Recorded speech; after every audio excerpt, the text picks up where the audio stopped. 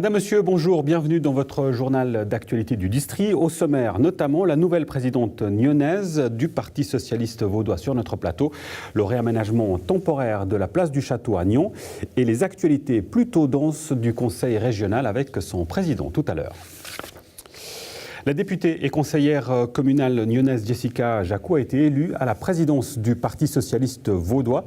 Elle succède ainsi à Stéphane Montangero. Jessica Jacou, bonjour. Bonjour. Félicitations tout d'abord. Merci. Alors c'était évidemment pas une surprise, c'était attendu. Vous affirmez que vous allez poursuivre dans la continuité de l'action notamment de Stéphane Montangero. Est-ce qu'il y aura quand même une patte, un style Jacou ? Ce qu'il faut dire aussi, c'est que ça fait déjà 2 ans que je suis à la vice-présidence du parti. Donc c'est vrai qu'en ayant travaillé avec l'équipe de la présidence sur ces 2 dernières années, ça me permet de reprendre le flambeau avec un peu plus de douceur. Et puis la patte Jessica Jacou, je pense que vous la découvrirez au fil du temps. Mais je pense que le parti a une identité qui lui est bien propre et c'est surtout l'identité du parti qui va primer plutôt que l'identité de la présidente. Les défis principaux aujourd'hui pour le Parti socialiste vaudois, si on devait en choisir quelques-uns, quels sont-ils ? Le défi prochain, ça sera bien évidemment les élections fédérales 2019. Le moment s'approche, donc on va travailler assez rapidement au sein du parti sur la définition de la stratégie pour ces élections. Avec un siège en plus, on le rappellera pour les Vaudois. Exactement, les Vaudois bénéficieront de 19 sièges alors qu'ils en avaient 18 en 2015. Donc ce siège supplémentaire, bien évidemment que nous le revendiquons, il est à notre portée et nous allons faire le maximum pour l'obtenir. Élection cantonale en 2022, évidemment, ça c'est un point très important. Alors, le mandat est de 2 ans, sauf erreur. Le mandat de la présidence est de 2 ans. Mais il y a de fortes chances que ce soit reconduit et donc vous soyez aux manettes pour ces élections. Avec probablement une élection complémentaire, le départ annoncé probable de Jacqueline Dequatro. Là aussi, un ton fort. Le Parti socialiste voudra probablement aussi un siège de plus. Alors, premièrement, ce qu'il faut rappeler, c'est que Mme Dequatro a annoncé vouloir être candidate au national. Elle n'y est pas encore élue, donc pour l'instant, je reste prudente. La complémentaire au Conseil d'État aura lieu si Mme Dequatro est élue au Conseil national. Donc nous verrons au moment venu quelle sera la stratégie du parti. Est-ce que cette décision dépendra aussi de ce fameux compromis dynamique, ou ce qu'il en reste au Conseil d'État ? Alors, le compromis dynamique, il a surtout permis au Grand Conseil de pouvoir mettre en place des projets phares sur la précédente législature. Je pense notamment au paquet vaudois de la RIE 3. Mais vous reconnaîtrez qu'aujourd'hui, ça a un peu volé en éclats avec les dernières affaires liées au Conseil d'État. Oui, alors c'est surtout, je dirais, au Grand Conseil lié au dossier des soins dentaires qu'on a vu des tensions entre le groupe de droite et puis les groupes de gauche sur ces questions. Mais moi, j'ai bon espoir qu'à droite, notamment, on prenne conscience de la nécessité de travailler avec le Parti socialiste. L'histoire du canton ne s'est pas faite sans nous. Le futur du canton ne se fera pas sans nous. J'aimerais revenir sur des propos que vous avez tenus, c'était dans le courrier, où vous dites qu'il faut maintenir les impôts, ou en tout cas, vous excluez une baisse d'impôts sans contrepartie sociale. Là, on reconnaît aussi la même stratégie pour RIE 3. Mais bien évidemment, il est hors de question pour le Parti socialiste que toute baisse d'impôts ne soit pas accompagnée de contrepartie sociale qui puisse cibler les populations qui ne le seraient pas par la baisse d'impôts. Je rappelle que ceux qui bénéficient le plus d'une baisse d'impôts seront ceux qui ont les plus hauts revenus et qu'à contrario, ceux qui ont des revenus plus modestes, voire aucun revenu, ne bénéficieraient aucunement d'une baisse d'impôts. Donc il est important que toute disposition sur les impôts bénéficie à toute la population vaudoise. Alors en tant que président du Parti socialiste, évidemment, vous n'êtes pas seul à la présidence, vous avez des vice-présidents, vous avez aussi un comité. Dans ce comité directeur, une nouvelle élue, parmi d'autres, Chloé Bess. Bonjour à vous. Bonjour. Vous êtes conseillère communale à Nyon, responsable de la section, président de la section nyonnaise. Je crois que vous n'avez pas encore eu de première réunion de ce comité. Qu'est-ce que vous en attendez de votre nouveau rôle au sein du PSV ? Donc effectivement, le premier comité aura lieu mercredi prochain, donc il est difficile de me prononcer déjà actuellement. Qu'est-ce que j'en attends ? Je me réjouis de pouvoir participer à l'élaboration donc, des grandes lignes du PSV. Peut-être en préambule, je tiens à dire toute ma fierté de cette élection à Jessica Jacou. Effectivement, pouvoir voir une élection en tant que présidente de cette section lyonnaise d'une camarade qui fait partie de justement de ce district à la tête du PSV, c'est vraiment une grande fierté pour nous. Alors, une présidente lyonnaise, un certain nombre de membres du comité qui viennent aussi de Nyon, voire en tout cas de la côte. On peut citer par exemple Dorothée Kaltrider qui est aussi dans ce comité. Il y a une présence assez importante des élus ou des représentants de la côte au sein du Parti socialiste vaudois. Est-ce que ça augure peut-être une plus grande force, une plus grande importance, peut-être des problématiques qu'on a dans le district au sein du PS vaudois? Alors, oui, effectivement, mais moi je pense que ça démontre surtout la bonne santé de notre section, une section qui est très dynamique, avec des gens qui ont envie de s'investir, des gens qui ont envie de s'investir aux activités du canton. Et puis moi je pense que c'est surtout une plus-value qui est réciproque, une plus-value qui est effectivement au niveau cantonal, mais aussi une plus-value pour notre section, avec des gens qui vont pouvoir revenir avec de l'information au niveau de la section et effectivement des élus de la section qui vont pouvoir apporter des problématiques au niveau du canton. Parmi les défis liés au Parti socialiste, Jessica Jacou, on a évoqué la complémentaire. Il y a évidemment aussi cette figure tutélaire très imposante qui est Pierre-Yves Maillard au sein du Parti socialiste, qui, a priori, c'est sa dernière législature. Comment vous anticipez, on va dire, cette nouvelle phase, voire cette nouvelle ère au sein du PS ? Je suis très sereine face au changement que notre parti pourrait vivre. Je pense que tout renouvellement de cadre au sein de notre parti, qu'il soit au niveau des instances du parti qu'au niveau du canton, sont des opportunités.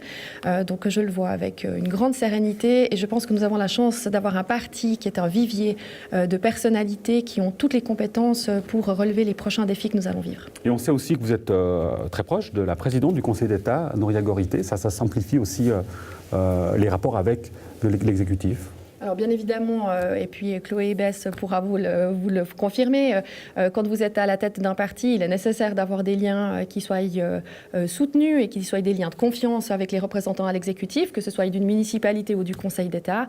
Et puis je suis convaincue que ces liens qui ont existé lors de la précédente législature avec Stéphane Montangero pourront se poursuivre avec la présidence qui a été élue samedi dernier. Et une dernière chose avant de nous quitter en qualité de présidente du Parti socialiste vaudois, on aimerait vous entendre sur ce cas à Vevey, le municipal Lionel Girardin qui est soupçonné de conflit d'intérêts. On ne vous a pas encore entendu, et pour cause c'est tout frais, et votre élection et cette affaire. Quel regard vous portez sur ce qui se passe à Vevey et en particulier sur ce municipal ? Alors, au Parti socialiste vaudois, on salue la décision du Conseil d'État Maillard d'ouvrir une enquête sur les éventuels conflits d'intérêts entre M. Girardin et la Fondation Apollo.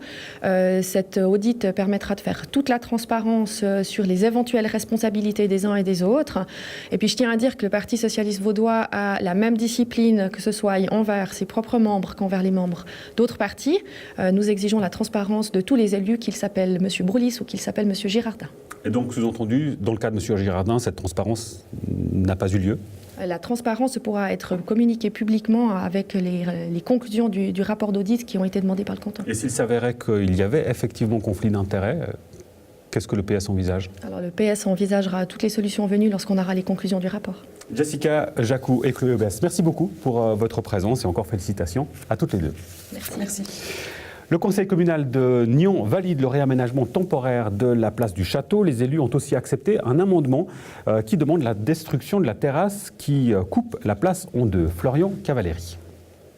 On est parti du principe que les places de parc étaient encore nécessaires tant que les administrations et la police étaient sur la place du château.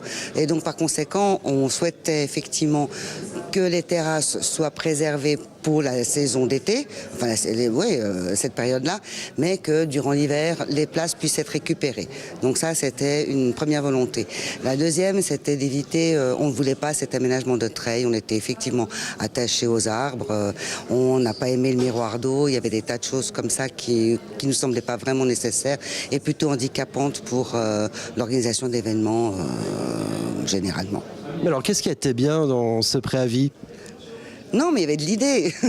Il y avait de l'idée. Il y avait simplement que on ne le trouvait pas parfait. Pour du temporaire, on aurait préféré quelque chose d'effectivement bien temporaire, notamment pour les places de parc. Et puis que la treille ne nous plaisait pas, quoi. Et puis le miroir d'eau non plus. Donc, et puis nous, on aurait préféré qu'il y ait un restaurant à la bretèche. La majorité de la commission souhaitait un renvoi aux municipalités, en gros revoir recevoir entièrement ce préavis, mais vous êtes arrivé au secours justement de cette municipalité en proposant un amendement, c'est-à-dire 150 000 francs pour raser la terrasse et réaliser le préavis prévu initialement. Alors effectivement, une proposition pour améliorer, je crois, le projet municipal.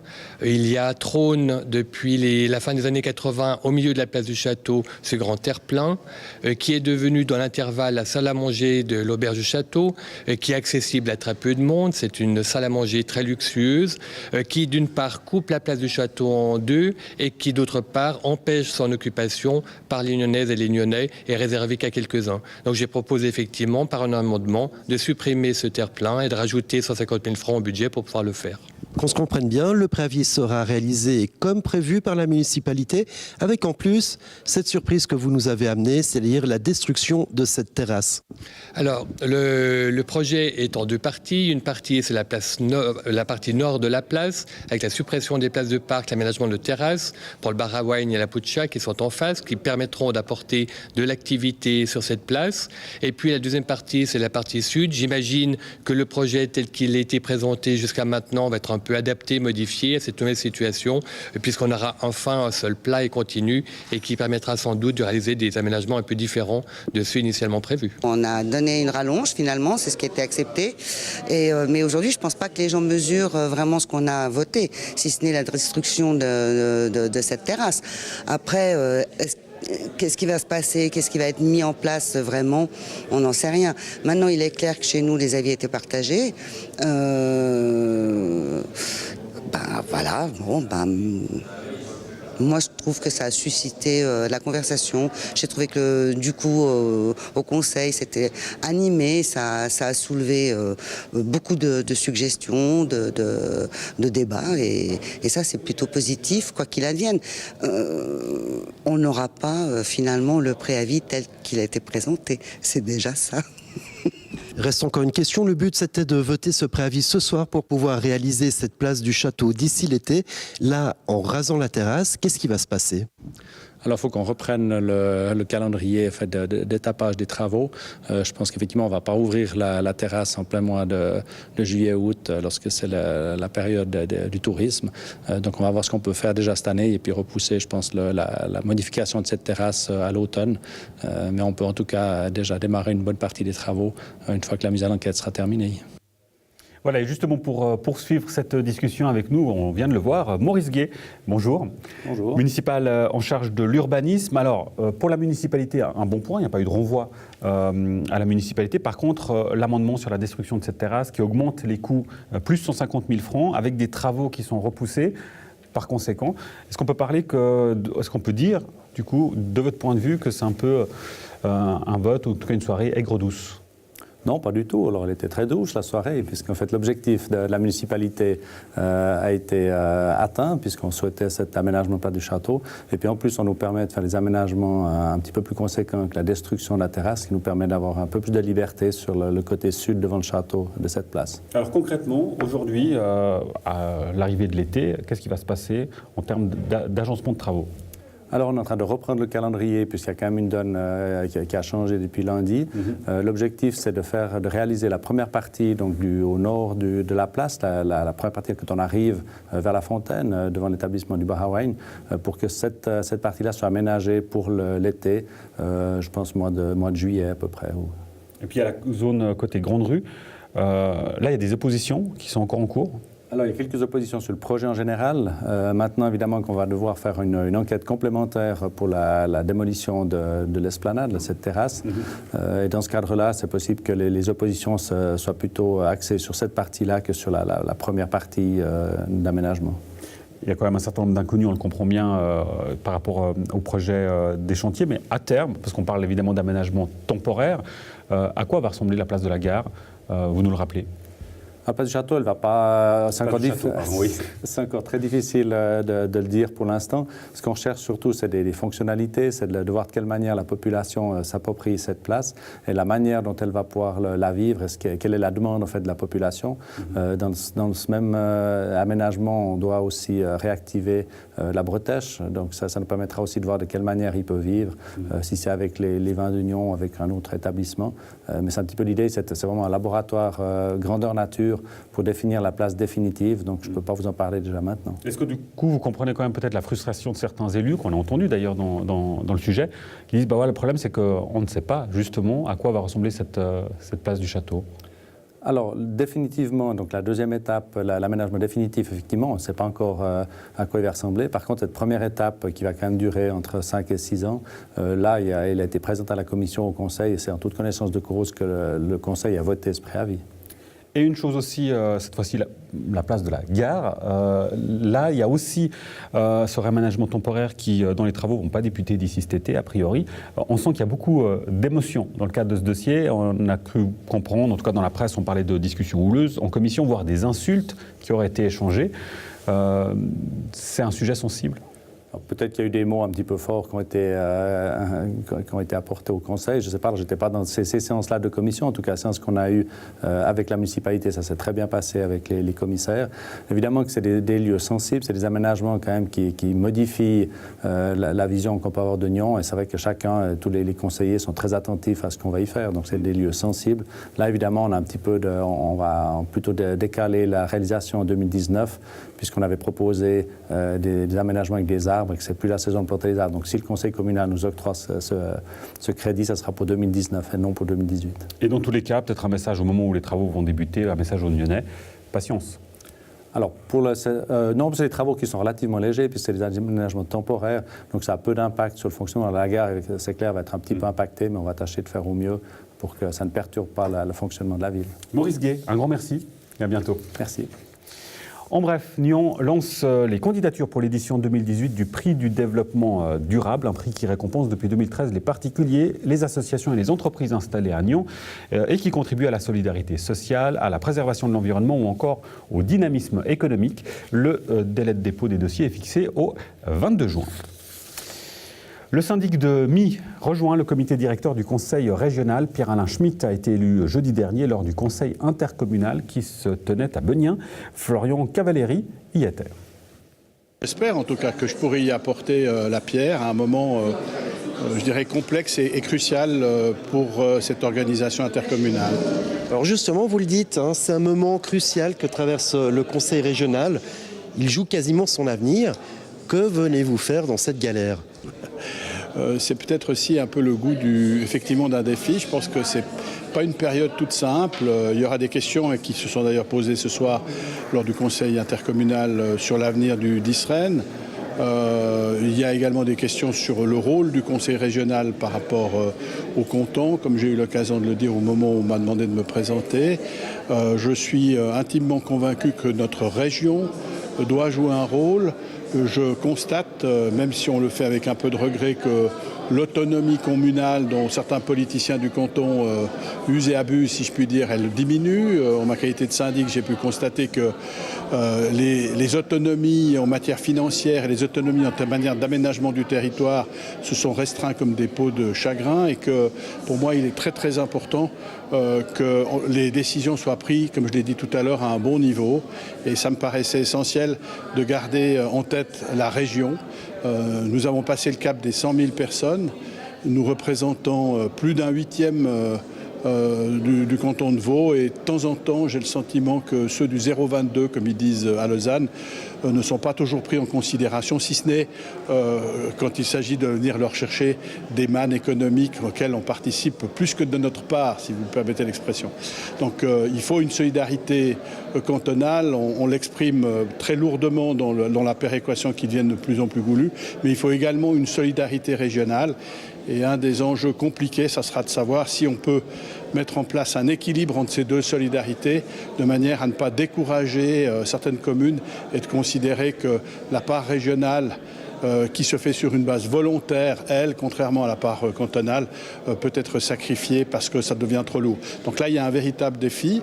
Et puis, on a des choses à faire dans cette belle région et elle mérite d'être défendue. Ça, c'est ma conception et mon envie. Vous rejoignez l'exécutif du conseil régional au cours de législature. Quel serait le dicaster qui pourrait vous intéresser ? Écoutez, il faut que j'en parle à mes collègues. probablement pour avoir présidé la commission qui s'était penchée sur la problématique du plan d'investissement régional qui a débouché sur le système du DISREN.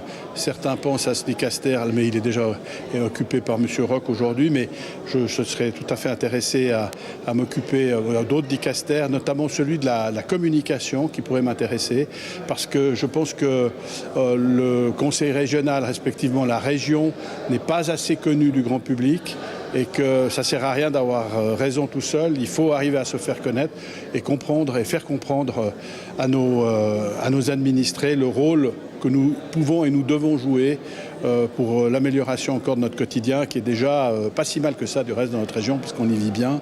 Préservons ce qu'on a.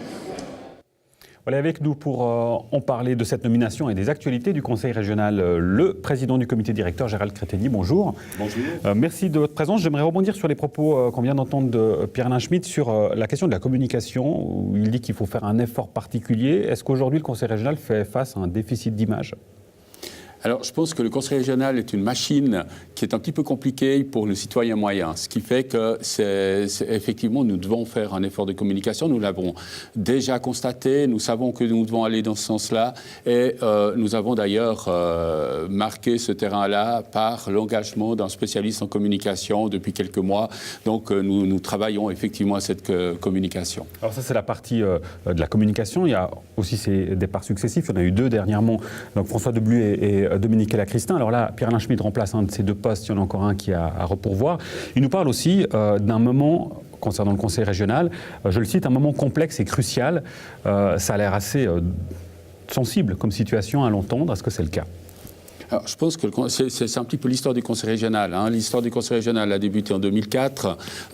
Nous avons eu toute une période d'études. Nous avons ensuite commencé à travailler sur la concrétisation qui se fait à travers, et nous allons, je crois, en parler, le DISREN en particulier, ce dispositif d'investissement.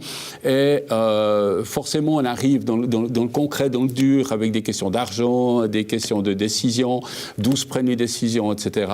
Et nous avons en particulier vécu le départ de communes qui font qu'il y a vraiment des points d'interrogation qui sont venus. Mais maintenant, je pense quand même que par rapport en particulier à la position des communes devant le DISREN, nous avons en tout cas un bon espoir de pouvoir consolider ce conseil régional. Alors justement, à travers le DISREN, c'est un bon exemple. Là. Donc on rappelle que c'est le dispositif d'investissement solidaire. Les chiffres 2017 ont été publiés. C'est 39 millions investis en 2017, dont près de 33 millions qui provenaient de fonds tiers.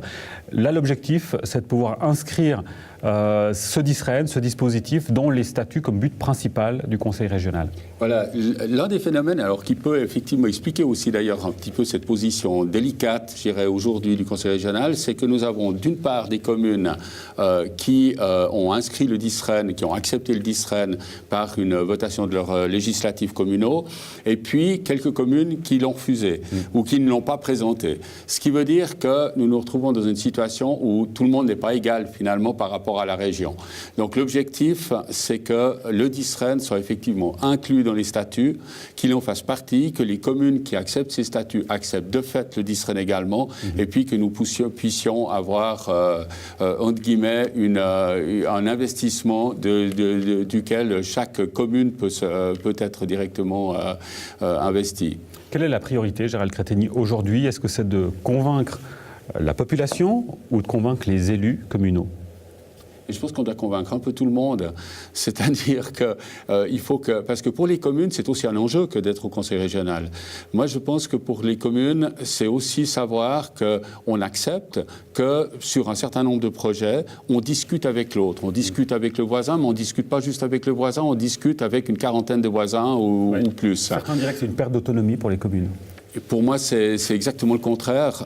C'est-à-dire qu'il y a beaucoup de choses où, si on fait un repli sur soi, on n'arrive juste plus à rien faire. Alors, bien sûr, on va gérer ses trottoirs, la couleur des façades des maisons, etc.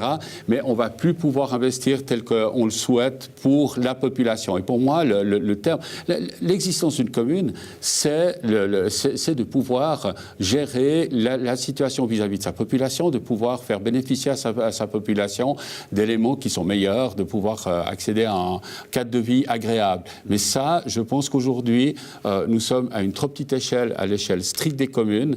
Ça ne veut pas dire qu'on doit faire comme si les communes n'existaient pas, bien au contraire, mais on doit s'appuyer les uns les autres pour pouvoir y arriver.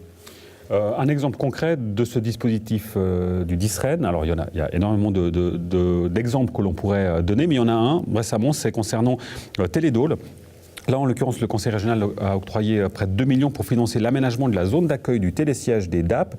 C'est la dernière étape pour, et je vous cite, sortir des dettes, des pertes endémiques de Télédôle. En tout, il y a 17 millions qui sont prévus ces prochaines années sur le massif de la Dôle. Là, c'est un projet concret du Conseil régional.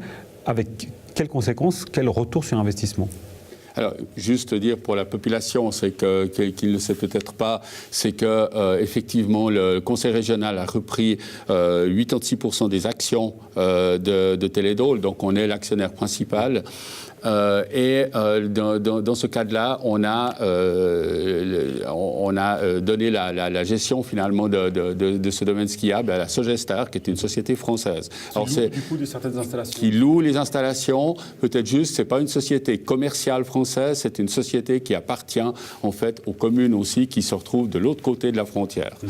Donc on est dans quelque chose qui est assez apparenté aussi à ce que fait Télédôle, simplement de l'autre côté de la frontière. L'objectif, c'est très clairement de pouvoir permettre de bénéficier à l'ensemble de la population, non seulement vaudoise, mais aussi française, parce qu'il faut juste savoir que les Rousses sont un domaine, c'est la première station après Paris, quand on vient de Paris, et c'est un lieu où il y a un nombre impressionnant de nuitées, et donc on doit pouvoir permettre à ces gens de venir aussi skier sur Suisse. C'est ce qui va permettre de rentabiliser le domaine. Un autre exemple de l'action et du travail du Conseil régional, alors là on ne parle pas forcément de financement, mais peut-être de poids politique lié aux décisions. On a beaucoup entendu parler évidemment et pour cause de la 3e voie sur l'autoroute entre Nyon et Genève. Là on sait qu'a priori on va sortir du fantasme et ça peut se concrétiser grâce à l'action du Conseil régional qui a été tapé à la porte de l'Office fédéral des routes. Alors tout à fait, et je dirais que les actions, elles sont concertées entre d'une part l'Office fédéral des routes, où l'on a mis en avant le développement du district Nyon, avec lesquels d'ailleurs on travaille sur différents projets, mais où là nous avons pu être entendus.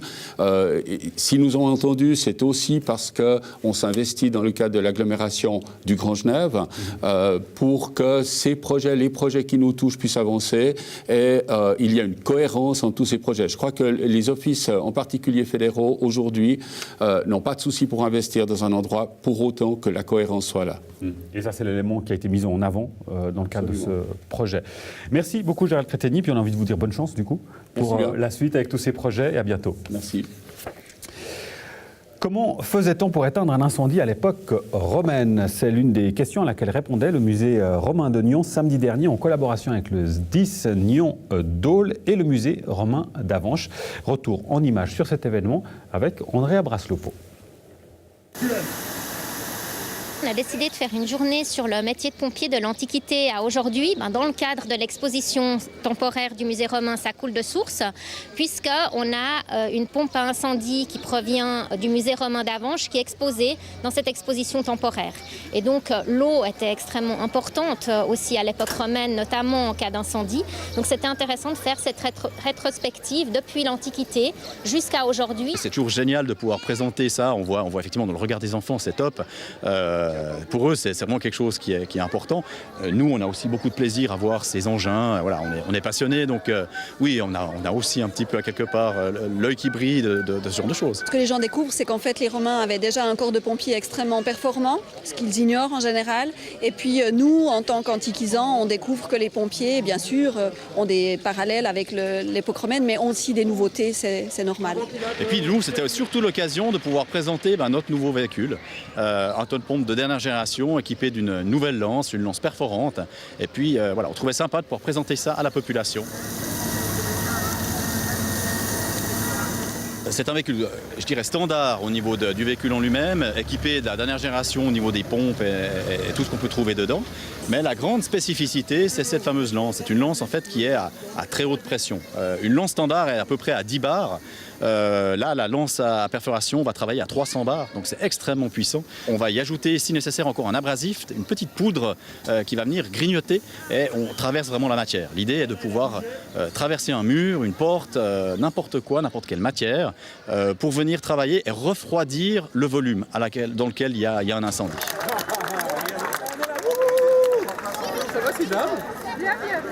Vous, quel regard est-ce que vous portez sur l'évolution de votre métier ?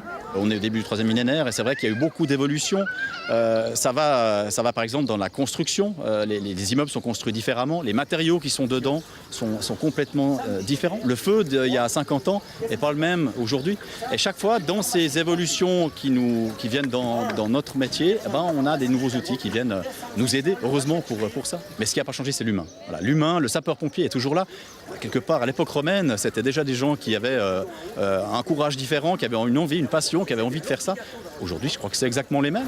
Alors maintenant, il y a le feu, il y a sérieusement le feu. Si on a une pompe de 1839, mais elle est très intéressante pour nous parce qu'elle utilise encore le système inventé au IIIe siècle avant Jésus-Christ, qui est similaire à celui de la pompe d'Avenches, qui a été découvert donc en 1843. Ça fonctionne sous le fonctionnement du piston. Donc on avait 2 pistons qui étaient plongés dans un bassin d'eau, donc soit dans une fontaine, soit dans un bassin d'eau qu'on allait porter vers le lieu où il y avait le feu.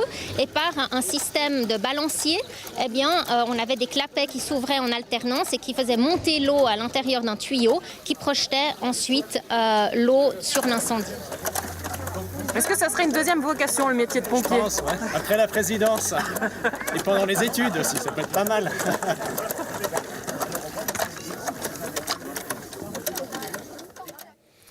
À Gland, l'association Anime ta ville prend possession du préau de l'école de Mauvernais ce samedi 28 avril au programme rallye, jeux, musique et restauration, notamment détail des festivités avec la présidente de l'association. Alors le programme cette année il est assez complet, on a beaucoup de stands et d'ateliers, on aura des stands culinaires, la pizza, de la confiture, on organise un concours de confiture avec la collaboration des organisateurs du marché de Gland. La pizza c'est un pizzaiolo professionnel qui vient de Nyon. À côté de cela on a plein d'animations autour de la musique, des claquettes, la zumba, de la rythmique pour seniors, également des jeux, toujours nos fameux jeux de kermesse qui sont en fait notre marque de fabrique, si j'ose dire. Nous avons aussi cette année un rallye qui est organisé par les maîtresses d'école autour du printemps. Là, il y aura une apicultrice qui va venir. C'est en gros ça, encore des bricolages et encore d'autres stands annexes que j'oublie. Oui, c'est un programme riche et varié et il faut le dire, vous pouvez compter sur l'appui, on va le dire, de tout Gland. Oui, alors effectivement, on a de la chance d'avoir un énorme soutien de la part de la commune, par l'intermédiaire de Madame Giraud, qui est municipale. Également des écoles, par l'intermédiaire de Madame Thuillard, directrice des classes primaires, et des maîtresses d'école qui s'impliquent aussi énormément. Cette année, c'est 6 classes qui participent donc au rallye d'une manière ou d'une autre, puis qui sont impliquées de manière à pouvoir financer en fait leur camp, parce que chacune de ces classes va partir en camp cette année. Sans oublier les commerçants qui vous procurent des lots et puis aussi des jeux. Vous l'avez dit, le but c'est de financer les sorties de classe et c'est un petit peu pour ça qu'à l'origine Anime ta ville a été créé. Oui, alors effectivement, on a un énorme soutien de la part des commerçants locaux, mais aussi régionaux. On a eu beaucoup de sponsors cette année financiers. Ça, on a besoin pour acheter du matériel, entre autres. Beaucoup d'autres commerçants nous ont aidés par l'obtention de bons pour la tombola. Donc, on espère que celle-ci va plaire à bon nombre de nos participants. Et puis, les bénévoles, clairement, sans eux, on ne pourrait rien faire. Donc voilà, c'est toutes les personnes qui participent à la kermesse. Rappelez-nous comment est née cette association Anime ta ville. Alors l'association elle est partie d'une idée un peu bête. En fait, on s'est rendu compte lors d'une soirée de parents d'élèves qu'en fait on ne se connaissait pas les uns les autres et qu'on n'avait aucun moyen de se connaître, vu qu'aujourd'hui il y a une forme de confidentialité, anonymat par rapport aux enfants. Donc on s'est dit il faut absolument rassembler les parents entre eux pour qu'ils aient un projet commun. Et puis on a entendu parler qu'il y a un camp qui allait avoir lieu. Donc on s'est dit ben voilà, l'idée est partie de là. C'est la bonne occasion. Et puis Anime ta ville, ben évidemment, vous l'avez dit, ça repose sur des bénévoles. Tous les membres de l'association sont bénévoles. Et vous lancez un appel à vous rejoindre. On s'amuse au sein d'Anime ta ville, on y crée des liens. Qu'est-ce qu'on y fait d'autre et pourquoi faut-il rejoindre cette association? Alors aujourd'hui, on a un comité qui est composé de 6 membres, que je remercie d'ailleurs particulièrement. Ça fait depuis 3 ans qu'ils sont présents. Clairement, on a envie de développer d'autres projets. On a une idée en particulier pour la fête de l'automne, le 27 octobre, autour de l'automne et peut-être d'Halloween. Et là, pour pouvoir développer ce genre de projet, on a besoin de plus de personnes parce que c'est compliqué d'être au printemps et en automne. Et encore, on a d'autres projets en cours qu'on aimerait vraiment mettre en place ici à Gland. Mais c'est pour ça qu'on sollicite en fait les personnes intéressées, soit pour venir nous aider au sein du comité ou alors juste pour une aide sporadique. On est vraiment ouvert à toutes sortes d'aides. Je suis parent, je suis intéressé. Comment je fais pour vous rejoindre? Vous avez un site internet, une page Facebook, un numéro de téléphone. C'est le moment. Alors, malheureusement, pour l'instant, on n'a pas de site internet, mais là encore, je fais appel aux personnes qui seraient intéressées à créer notre site internet. Sinon, on a la page Facebook et puis c'est par ce biais en fait que vous pouvez nous rejoindre ou nous contacter. Et je le rappelle, Anime ta ville, la kermesse de Mouvernais, c'est ce samedi 28 avril. Et en plus, il y a un plan B en cas de pluie, mais on espère que le beau temps va perdurer. Dernière information, il y a aussi un parking pour tous les gens qui rejoindraient cette fête à Gland. Merci beaucoup de nous avoir expliqué le principe de cette grande kermesse. Merci. Voilà, et Florian vient de donner les informations. Je vous les rappelle, c'est ce samedi 28 avril, cette kermesse de Mauvernais à Gland, dans le préau de l'école de Mauvernais, 10h, 18h. Voilà, c'est la fin de cette édition. Merci pour votre attention. J'aurai le plaisir de vous retrouver la semaine prochaine pour une nouvelle édition de votre journal d'actualité. D'ici là, portez-vous bien. À jeudi prochain.